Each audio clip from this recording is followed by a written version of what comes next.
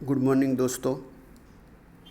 नामा के मूल तत्व विषय के कक्षा 12 के ऑनलाइन वर्गों में हमने पिछले वीडियो में नए साझेदार के प्रवेश के वक्त लाभानी वितरण के नए प्रमाण और त्याग के प्रमाण की गिनती के अंतिम दो टॉपिक के बारे में पढ़ाई की थी। दोस्तों, आज हम नए साझेदार के प्रवेश के वक्त ख्याति की हिसाबी असर के बारे में पढ़ाई करने वाले हैं। दोस्तों, नए साझेदार के प्रवेश के वक्त ख्याति की हिसाबी असर हिसाबी मानांक 26 अनुसार की जाती है। दोस्तों, हिसाबी मानांक के बारे में हम 11वीं कक्षा में पढ़ाई कर चुके हैं। तो ख्याति के लिए हिसाबी मानांक 26 में बातें बताई गई है। दोस्तों, ख्याति अदृश्य संपत्ति है। हम जानते ही हैं, 11वीं कक्षा से पढ़ते आए हैं कि ख्याति अदृश्य संपत्ति है। पेढ़ी जब उसके स्पर्धक जो सामान्य लाभ कमाते हैं उसकी अपेक्षा अधिक लाभ कमाती है, तब पेढ़ी को अधिक लाभ मिलता है। माने अपने स्पर्धक से जो पेढ़ी ज़्यादा लाभ कमाती है उस लाभ को अधिक लाभ कहा जाएगा, और इस अधिक लाभ के कारण ख्याति उपस्थित होती है। पुराने साझेदारों ने भूतकाल में किए प्रयत्नों के कारण धंधे में ख्याति उपस्थित होती है। माने पुराने साझेदारों ने जब साझेदारी की शुरुआत की होगी और उनके प्रयत्नों के कारण ख्याति उपस्थित होती है। नए साझेदार के प्रवेश के समय पुराने साझेदार उनको मिलने वाले लाभ का कुछ भाग नए साझेदार के पक्ष में त्याग करते हैं। मानी जब भी नया साझेदार पेढ़ी में जोड़ा जाता है तब पुराने साझेदार अपने लाभ में से उसे हिस्सा देंगे। मानी पुराने साझेदार का वो त्याग होगा। पुराने साझेदारों ने किए त्याग के बदले में नए साझेदार को उन्हें प्रतिफल देना पड़ता है। मानी नया साझेदार जो लाभ प्राप्त कर रहा है वो लाभ पुराने साझेदार के पास से उसे मिलेगा, माने उनके हिस्से में से मिलेगा। इसलिए उसके बदले नया साझेदार पुराने साझेदार को प्रतिफल देगा। इस प्रतिफल के स्वरूप में नए साझेदार द्वारा दी जाने वाली रकम को ख्याति का प्रीमियम कहते हैं।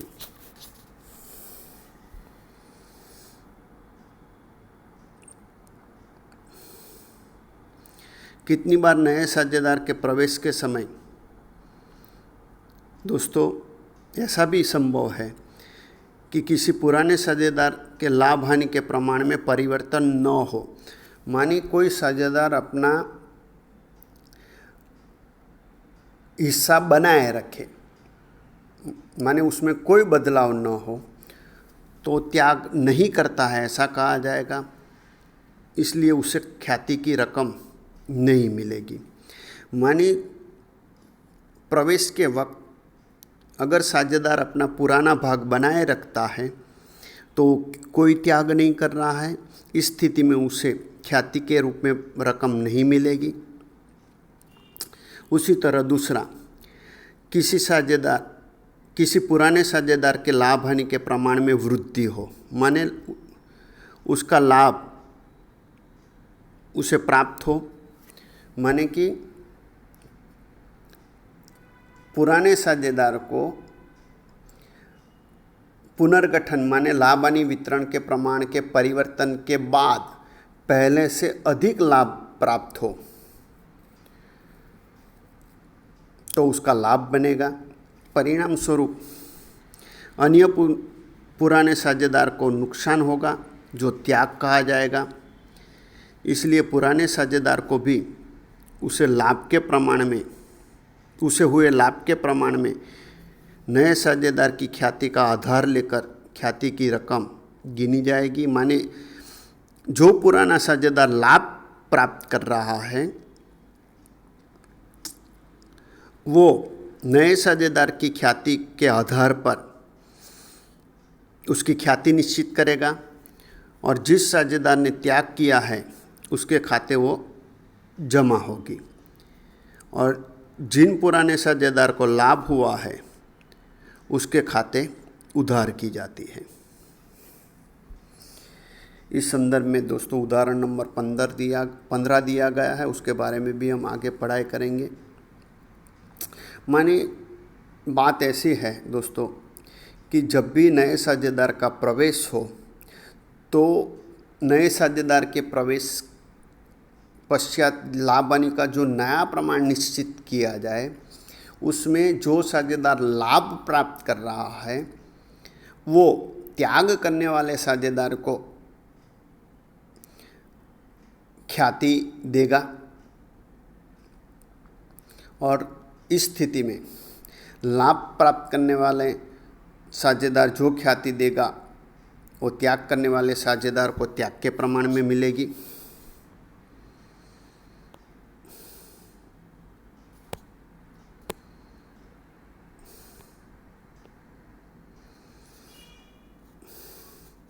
दोस्तों, अब हम नए साझेदार के प्रवेश समय ख्याति के संदर्भ में आवश्यक हिसाबी असर के बारे में अभ्यास करेंगे। दोस्तों, ख्याति के संदर्भ में हिसाबी असर का अभ्यास करने से पहले institute of charter accounts of India द्वारा निर्गमित किए गए अदृश्य संपत्तियों के हिसाब से संबंधित हिसाबी मानक 26 में ख्याति के संदर्भ में जो उल्लेख किया गया है वो महत्व का है। तो दोस्तों, हिसाबी मानक 26 के पैराग्राफ 35 के अनुसार आंतरिक तरह से उपस्थित की गई ख्याति को संपत्ति के रूप में चौपड़े में माने हिसाबी बही में दर्शानी नहीं चाहिए। मानी आंतरिक रूप से उपस्थित हुई ख्याति का हिसाबी बही में नहीं होगा। उसी तरह दोस्तों पैराग्राफ 36 में भी ख्याति के संदर्भ में बात बताई गई है। तो इस तरह हिसाबी मानक 26 के आधार पर आंतरिक तरह से उपस्थित ख्याति किसी करार द्वारा या अन्य अधिकार के कारण उपस्थित नहीं होती है कि जो पेढ़ी द्वारा अंकुशित हो और उसकी लागत निश्चित तरह से तय कर सके। इस प्रकार हिसाबी मानक 26 स्पष्ट बताता है कि ख्याति के रूप में कोई प्रतिफल चुकाया जाए तभी ख्याति संपत्ति के रूप में चौपड़े में दर्शानी चाहिए, और आंतरिक तरह से मूल्यांकन की गई ख्याति चौपड़े में नहीं दर्शानी चाहिए। मानी आंतरिक तरह से उपस्थित की गई ख्याति के मूल्यांकन की गई ख्याति का हिसाबी बही में कोई लेखा नहीं होगा। अगर ख्याति के बदले प्रतिफल चुकाया जाए तो ही उसका हिसाबी बही में लेखा होगा।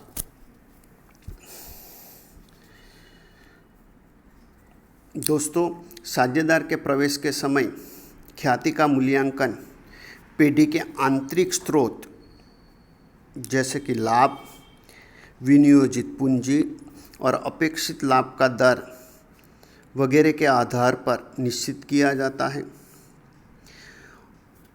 इसलिए ख्याति को संपत्ति के रूप में पेढ़ी में पक्की तलपट में नहीं दर्शा सकते। माने आंतरिक स्रोत के कारण दोस्तों ये मूल्यांकन हुआ हो तो पक्की तलपट में ये ख्याति का मूल्य नहीं दर्शाया जाएगा। उसी तरह दोस्तों, यदि प्रवेश के पहले माने नए साझेदार के प्रवेश से पहले की पक्की तलपट में संपत्ति के रूप में ख्याति दर्शाई हो तो उसे भी पुराने साझेदार के बीच पुराने लाभ हानि के प्रमाण में अपलिखित करनी चाहिए। मानी नए साझेदार के प्रवेश के समय अगर पुराने साझेदारों की पक्की तलपट में संपत्ति पक्ष में अगर ख्याति दर्शाई गई है दोस्तों, तो उसे भी पुराने साझेदारों के बीच पुराने लाभ हानि प्रमाण में अपलिखित करनी होगी। क्योंकि यहाँ दोस्तों पुराने साझेदारी का विसर्जन करके नई साझेदारी का पुनर्गठन हो रहा है, इसलिए पुरानी ख्याति अपलिखित करनी होगी।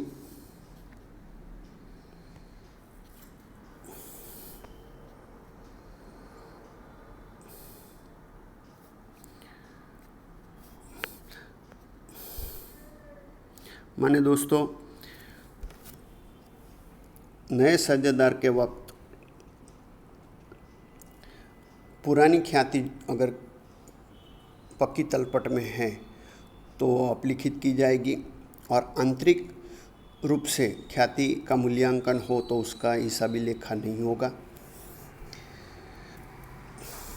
दोस्तों, हिसाबी असर देने की दृष्टि से विचार करें तो ख्याति यह पुराने साझेदारों ने नए साझेदार के पक्ष में किए लाभ के त्याग का प्रतिफल है।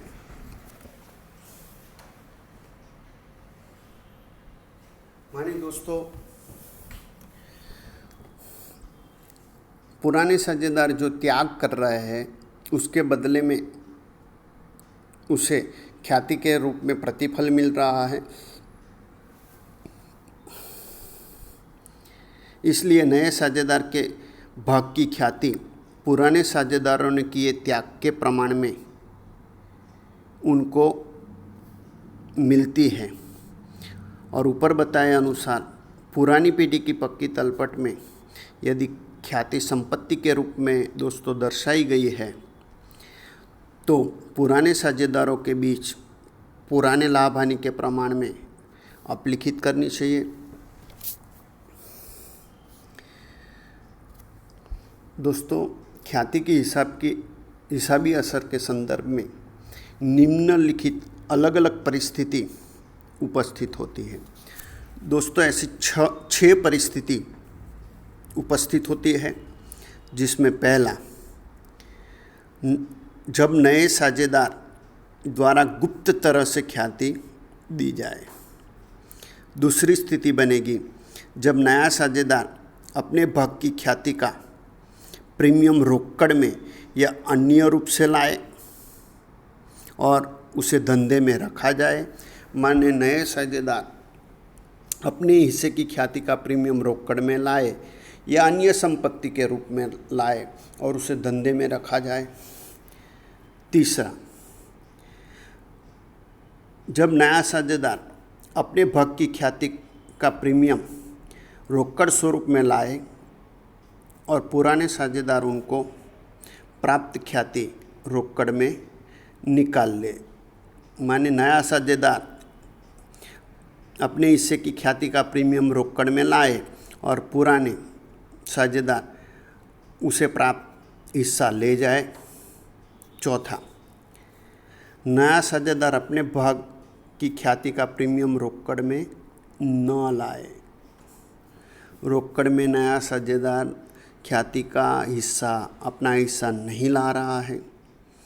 पांचवा, नया साझेदार अपने भाग की ख्याति का प्रीमियम अंशतः रोकड़ में लाए।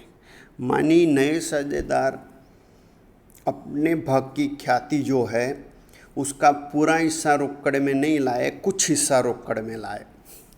और छठा, जब ख्याति का मूल्यांकन साझेदार की पूंजी पर से किया जाए। माने जब भी साझेदारों की पूंजी पर से ख्याति का मूल्यांकन किया जाए तो उसे गुप्त ख्याति के रूप में पहचाना जाएगा।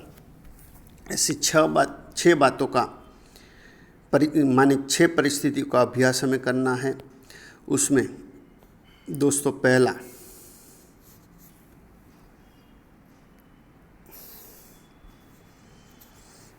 जब नया साझेदार गुप्त तरह से ख्याति दे, तो जब नया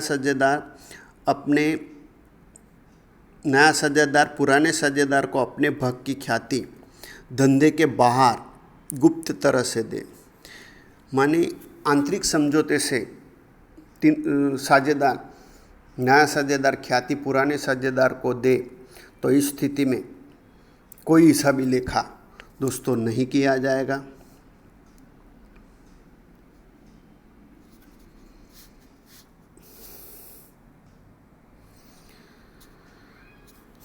अब दोस्तों दूसरी स्थिति, तो कि जब नया साझेदार उनके भाग की ख्याति का प्रीमियम रोकड़ में या अन्य रूप में लाए और वह धंधे में रखी जाए, माने नए साझेदार उसके भाग की ख्याति का प्रीमियम रोकड़ में लाए या अन्य रूप में लाए और उसे धंधे में ही रखा जाए, तो ऐसी स्थिति में अगर दोस्तों नया साझेदार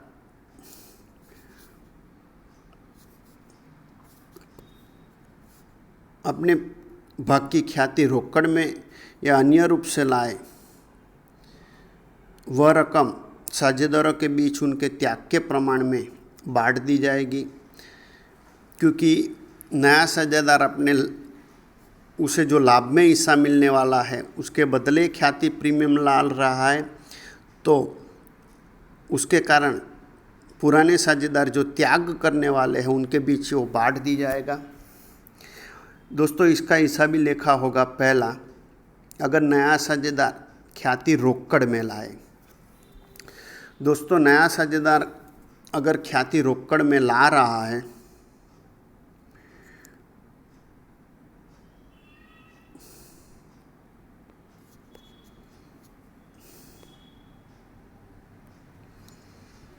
तो धंधे में रोकड़ आ रही है, इसलिए रोकड़ खाता या बैंक खाता उधार होगा और ख्याति के प्रीमियम खाता जमा, माने रोजनामचा होगी रोकड़ या बैंक खाता उधार, वो ख्याति के प्रीमियम खाते का। दूसरा, अगर दोस्तों साझेदार अपने भाग की ख्याति अन्य रूप से लाए, जैसे कि नया साझेदार अपनी निजी ज़मीन मकान और मोटर कार ख्याति के रूप में लाए या कोई अन्य संपत्ति लाए, तो प्रविष्टि होगी ज़मीन मकान खाता उधार, मोटर कार खाता उधार, अन्य संपत्ति खाता उधार, वो ख्याति के प्रीमियम खाते का।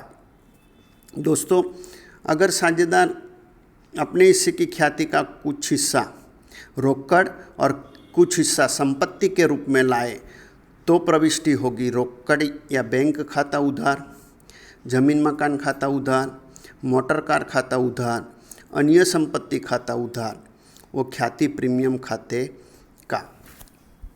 अब दोस्तों नया साझेदार जो अपने हिस्से की ख्याति लाया, वो पुराने साझेदारों के बीच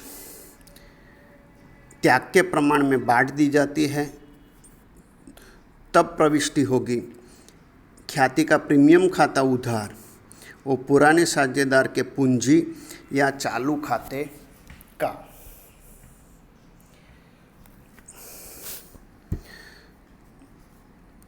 क्योंकि वो साझेदार अपने त्याग के बदले में एक ख्याति का प्रीमियम प्राप्त कर रहे हैं, इसलिए उनके पूंजी खाते या चालू खाते जमा होंगे।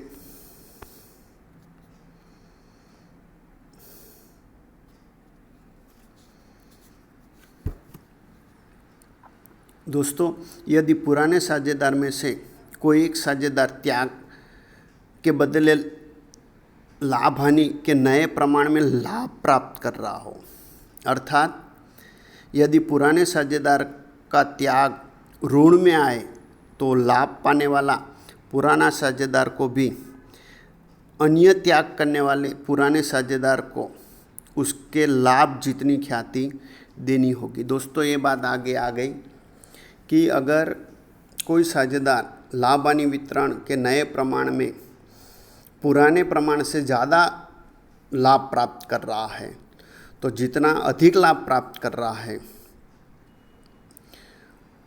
वो अधिक लाभ जितनी ख्याति त्याग करने वाले साझेदार को देगा। तो इस स्थिति में रोज नामचा होगी, ख्याति का प्रीमियम खाता उधार। पुराने साझेदार माने कि जो लाभ पाने वाला साझेदार है उसका पूंजी या चालू खाता उधार। वो त्याग करने वाले पुराने साझेदार के पूंजी या चालू खाते का।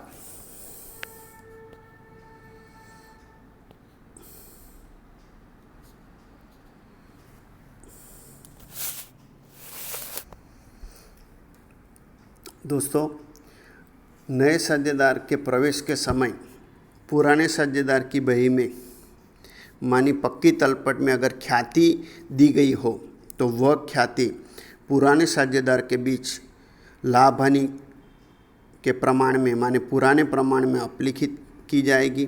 दोस्तों ये बात भी आगे आ गई कि नए साझेदार के प्रवेश के वक्त पुरानी साझेदारी पीढ़ी के पक्की तलपट में अगर ख्याति संपत्ति पक्ष में है तो उसे पुराने साझेदारों के बीच पुराने प्रमाण में अपलिखित करनी होगी। उसकी प्रविष्टि होगी पुराने साझेदार का पूंजी या चालू खाता उधार, वो ख्याति खाते का। दोस्तों यहाँ 2 टिप्पणी हमें ध्यान में लेनी है। पहला, ख्याति की हिसाबी असर के संदर्भ में प्रत्येक परिस्थिति में पुरानी पीढ़ी की बही में दी गई ख्याति पुराने साझेदारों के पूंजी चालू खाते ले जाकर अपलिखित करनी है। मानी अगर नए साझेदार के प्रवेश वक्त पुरानी साझेदारी की पक्की तलपट में ख्याति दी गई है तो पुरानी ख्याति कही जाएगी, उसे पुराने प्रमाण में अपलिखित करना होगा। क्योंकि पुराने साझेदारी का अंत होता है और नई ख्याति का मूल्यांकन करके उसकी असर मानक 26 के अनुसार देनी होगी। दूसरा, यदि साझेदारों का पूंजी खाता स्थिर पूंजी की पद्धति से रखा जाए ऐसा उल्लेख हो तभी ख्याति का लेखा चालू खाते करेंगे। माने साझेदार अपने पूंजी खाते स्थिर पद्धति से रखते हैं ऐसा बताया गया हो तो पूंजी का लेखा चालू खाते करेंगे, और कोई स्पष्टता न दी गई हो दोस्तों तो ऐसा माना जाएगा कि अस्थिर पूंजी खाते पद्धति का उपयोग हो रहा है तो ख्याति का लेखा पूंजी खाते करना होगा। अब दोस्तों ये टॉपिक नंबर 2 के संदर्भ के उदाहरण के बारे में आगे के वीडियो में अभ्यास करेंगे। दोस्तों जो भी इस हम पढ़ाई कर रहे हैं उसका वीडियो आपको 2-3 बार ध्यान से देखकर फिर आपकी किताब में भी इन बातों का अभ्यास करना है।